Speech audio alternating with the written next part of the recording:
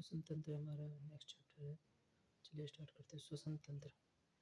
जीवों में दैनिक कार्यों के लिए ऊर्जा की आवश्यकता होती है। शरीर के लिए जरूरी ऊर्जा की आपूर्ति श्वसन के द्वारा की जाती है। अंगों का समूह जो श्वसन की क्रिया में सहायक होता है श्वसन तंत्र कहलाता है। श्वसन के द्वारा ग्लूकोज O2 से अभिक्रिया कर CO2 तथा H2O में टूट जाता है, जिससे ऊर्जा का निर्माण होता है और इसी ऊर्जा का उपयोग शरीर अपने दैनिक कार्यों के लिए करता है। श्वसन के दौरान ग्लूकोज से ही ऊर्जा प्राप्त होती है। इसलिए श्वसन संबंधी आपका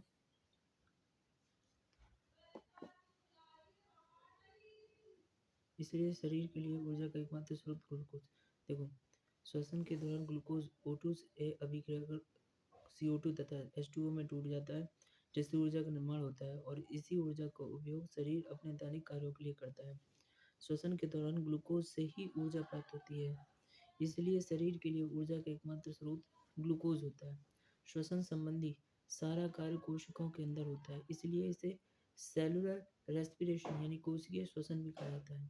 जैसे ग्लूकोज C6H12O6 आपका प्लस O2 से जब ये रिएक्शन करेगा, एक्शन, ठीक है, रिएक्शन आपका ये होगा, CO2 आपकी बनेगी और H2 यानी कि वाटर बनेगा, प्लस एनर्जी ऊर्जा भी मिलेगी उससे। श्वसन के दौरान होने वाली अभिक्रिया एक ऑक्सीकरण अभिक्रिया ऑक्सीडेशन रिएक्शन होती है, क्योंकि यहाँ पर ग्लूकोज के साथ O2 अभिक्रिया करता है। मनुष्य का मुख्य श्वसन अंग फेफड़ा है। श्वसन दो प्रकार का होता है, अनॉक्सी श्वसन, ऑक्सी श्वसन। पौधों में श्वसन यानी रेस्पिरेशन प्लांट्स सामान्यतः पौधे ऑक्सी श्वसन करते हैं, लेकिन ऑक्सीजन की कमी के कारण पौधे के कुछ भाग यानी फल तथा बीज अनॉक्सी श्वसन करते हैं। पौधों में अनॉक्सी श्वसन के दौरान ग्लूकोज के अणु टूटकर एथिल अल्कोहल का निर्माण करते हैं तथा CO2 गैस मुक्त होती है, जिससे 2 ATP ऊर्जा प्राप्त होती है। CO2 मुक्त होने के कारण फोम या झाग का निर्माण होता है, जो जानवरों में नहीं होता है आपका।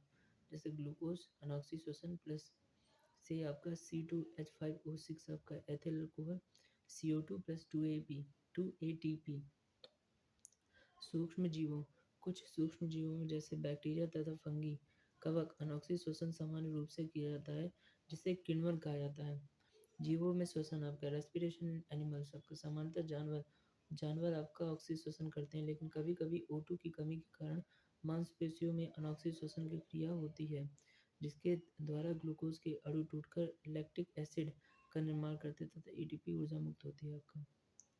ठीक है, अब यहाँ पर जैसे लैक्टिक एसिड के निर्माण के कारण मसल्स में दर्द का एहसास होता है, जिसे मसल्स फटीग कहा जाता है। अनॉक्सी श्वसन के दौरान जितने O2 की कमी होती है उसे ऑक्सीजन डेप्ट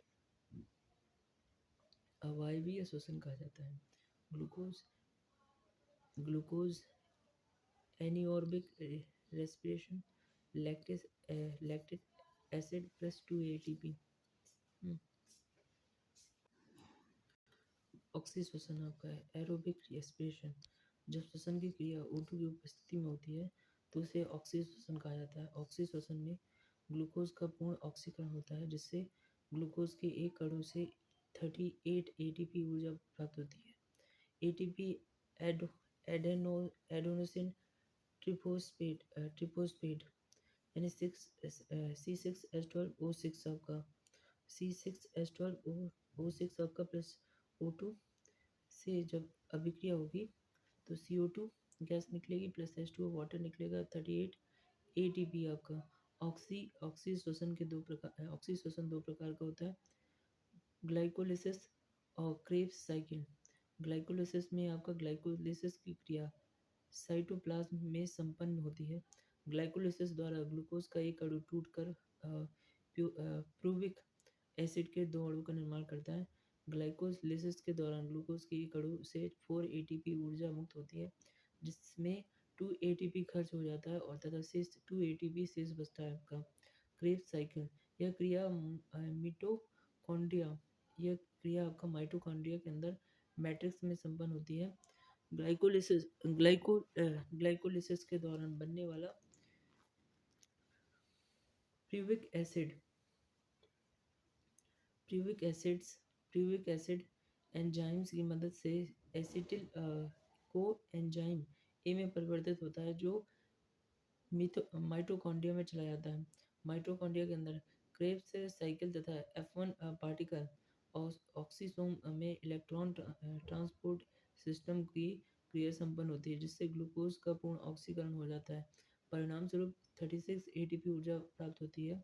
ऑक्सीश्वसन के दौरान ग्लूकोज के एक अणु द्वारा कुल 38 एटीपी ऊर्जा प्राप्त होती है। एटीपी को ऊर्जा का सिक्का कहा जाता है आपका। एटीपी को ऊर्जा सिक्का कहा जाता है आपका। मनुष्य में श्वसन आपका, ठीक है। मनुष्य में श्वसन से संबंधित निम्नलिखित अंग है, जैसे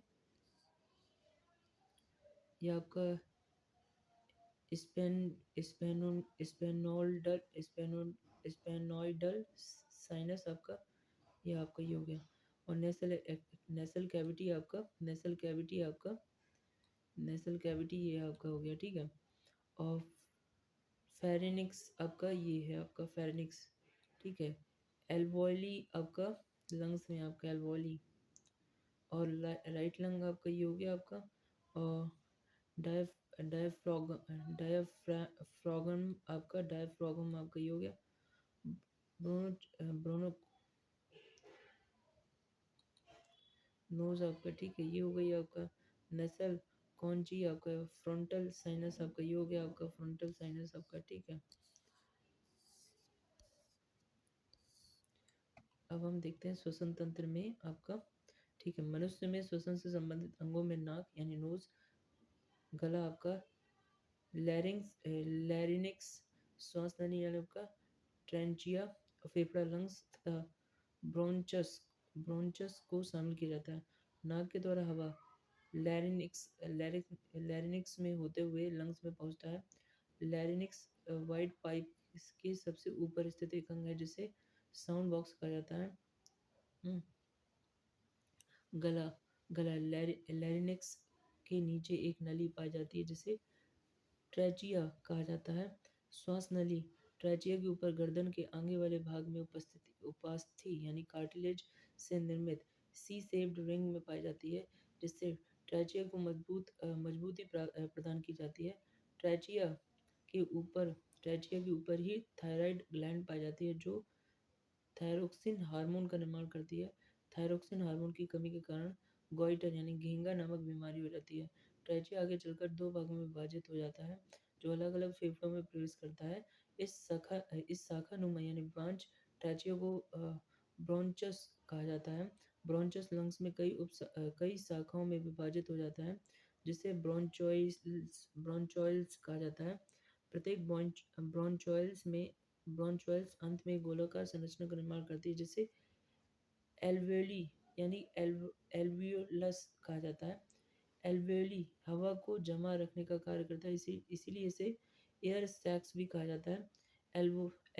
एल्वियोली के अंदर ही गैसों का O2 CO2 विनिमय संबंधित कार्य संपन्न होता है आपका। लंग्स बहुत सारे एल्वियोली के द्वारा बने होते हैं तथा लंग्स का कार्य एल्वियोली संपन्न करता है।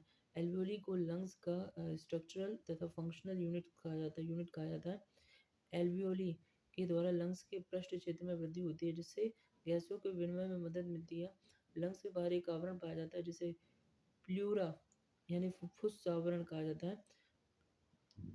फ्लूरा तथा लंग्स के बीच द्रव भरा होता है जिसे प्लूरल फ्लूइड कहते हैं। प्लूरल फ्लूइड लंग्स को सुरक्षा प्रदान करते हैं। कभी कभी प्लूरा में संक्रमण हो जाने पर प्लूरेसी नामक बीमारी होती है। लंग्स के नीचे एक मांसल मजबूत लचीली संरचना पाई जाती है जिसे डायफ्राग्म कहते हैं। डायफ्राग्म पसलियों रिब्स में एक विशेष मांसपेशियों द्वारा जुड़ा रहता है जिसे इंटरकोस्टल मसल्स कहते हैं। डायफ्राग्म के ऊपर एक तथा नीचे की तरफ गति करने के कारण ब्रीदिंग सांस लेने की क्रिया की जाती है। आपका डायफ्राग्म के ऊपर या नीचे से थोरैसिस कैविटी वक्षिक गुहा के आयतन में परिवर्तन होता है आपका। परिणाम स्वरूप दाब परिवर्तन होता है जिससे हवा एक दिशा से दूसरी दिशा में जाती है। डायफ्राग्म के ऊपर जाने पर वक्षिक गुहा का आयतन कम हो जाता है जिससे प्रेशर का मान बढ़ जाता है। परिणाम स्वरूप हवा फेफड़ों से बाहर निकल जाती है। डायफ्राम के नीचे जाने पर वृक्ष गुहा के आयतन में वृद्धि होती है, जिससे दाब का मान कम हो जाता है। परिणामस्वरूप हवा बाहर से अंदर प्रवेश कर जाती है। मनुष्य में फेफड़ों में कोशिकाओं की संख्या लगभग 300 मिलियन होती है आपका। श्वासोच्छ्वास यानी ब्रीदिंग, इसके अंतर्गत दो क्रियाओं को शामिल किया जाता है आपका। सांस का अंदर लेना, इंस्पिरेशन इंस्पिरेशन इंस्पिरेशन के दौरान अंदर ली गई हवा में निम्नलिखित शामिल होते हैं। आपका O2 आपका 21% और CO2 आपका 0.03% और N2 आपका 78% यानी नाइट्रोजन। सांस को बाहर छोड़ना, एक्सपीरेशन एक्सपीरेशन के दौरान बाहर निकलने वाली हवा में निम्नलिखित घटक शामिल होते हैं। O2 16 to 17%, CO2 4%, N2 आपका 78%। अब विभिन्न जंतुओं में श्वसन अंग आपका, जैसे अमीबा में आपका शरीर के सतह द्वारा, केंचुआ में शरीर के सतह या त्वचा द्वारा, कीट ट्रेकिया द्वारा, जीवाणु आपका मीसोसोम आपका, और सरीसृप आपका फेफड़ा आपका, पक्षी आपका फेफड़ा आपका, स्तनधारी आपका फेफड़ा आपका, मछली आपका गलफड़ा आपका, और मेढक या मुखगुहा त्वचा या फेफड़ा आपका। ठीक है, मुखगुहा त्वचा या फेफड़ा। श्वसन आपका, श्वसन रेस्पिरेटरी रेट RR, 1 मिनट में किए गए ब्रीदिंग की संख्या को श्वसन दर यानी रेस्पिरेटरी रेट कहा जाता है। श्वसन दर का मान डर, गुस्सा, उत्तेजना या ऊंचाई पर चढ़ने में बढ़ जाता है, जबकि नींद की स्थिति में श्वसन दर का मान घट जाता है। एक स्वस्थ वयस्क मनुष्य में श्वसन दर का मान 16 से 18 प्रति मिनट होता है, जबकि नवजात शिशुओं में यह 29 से 32 प्रति मिनट होता है। फेफड़ों की क्षमता, लंग्स कैपेसिटी। फेफड़े की कुल क्षमता, टोटल लंग्स कैपेसिटी आपका TLC आपका, यह वायु का वह आयतन होता है जो फेफड़ों के द्वारा अधिकतम ग्रहण किया जाता है या फेफड़ों से बाहर निकाला जाता है। एक स्वस्थ वयस्क मनुष्य का TLC का मान यानी 6000 ml मिलीलीटर होता है। खिलाड़ियों को TLC का मान सामान्य व्यक्तियों से ज़्यादा होता है। ज्वार मात्रा, ज्वारीय आयतन आपका। ब्रीदिंग के दौरान इंस्पिरेशन तथा एक्सपिरेशन क्रिया में हवा के बाहर तथा अंदर जाने वाले आयतन को टाइडल वॉल्यूम कहा जाता है। टाइडल वॉल्यूम का शाब्दिक अर्थ होता है एक बढ़ते ज्वार के साथ जुड़े पानी की मात्रा। अधिक गहराई पर जाने के लिए O2 के साथ हीलियम का प्रयोग किया जाता है तथा कम गहराई में O2 के साथ नाइट्रोजन का प्रयोग होता है।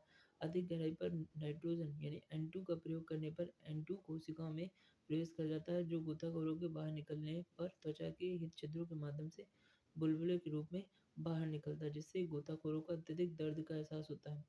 अस्पताल में प्रयोग होने वाले O2 सिलेंडर में अधिक दाब पर हीलियम का तथा कम दाब पर नाइट्रोजन का प्रयोग किया जाता है। एक स्वस्थ वयस्क मनुष्य का टाइडल वॉल्यूम का मान आपका 500 ml होता है आपका।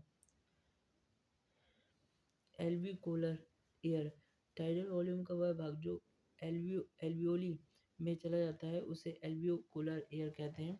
हवा का यही आयतन गैसों के विनिमय में भाग लेता है आपका 350 ml आपका। गैसों के विनिमय के लिए हीमोग्लोबिन O2 से संयोग कर ऑक्सी हीमोग्लोबिन बनता है, जबकि CO2 हीमोग्लोबिन से संयोग कर कार्बोक्सी हीमोग्लोबिन नामक यौगिक का निर्माण करता है। यदि शुद्ध ऑक्सीजन को अधिक दाब पर श्वसन के लिए लिया जाए तब यह हीमोग्लोबिन से प्रतिक्रिया नहीं करता है।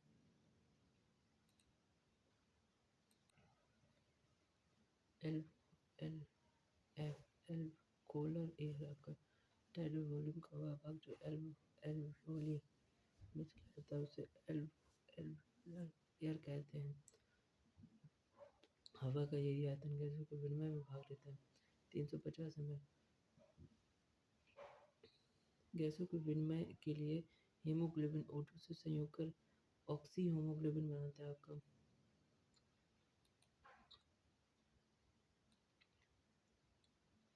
ऑक्सी हीमोग्लोबिन, जबकि CO2 हीमोग्लोबिन से संयोग कर कार्बोक्सी हीमोग्लोबिन नामक यौगिक का निर्माण करता है।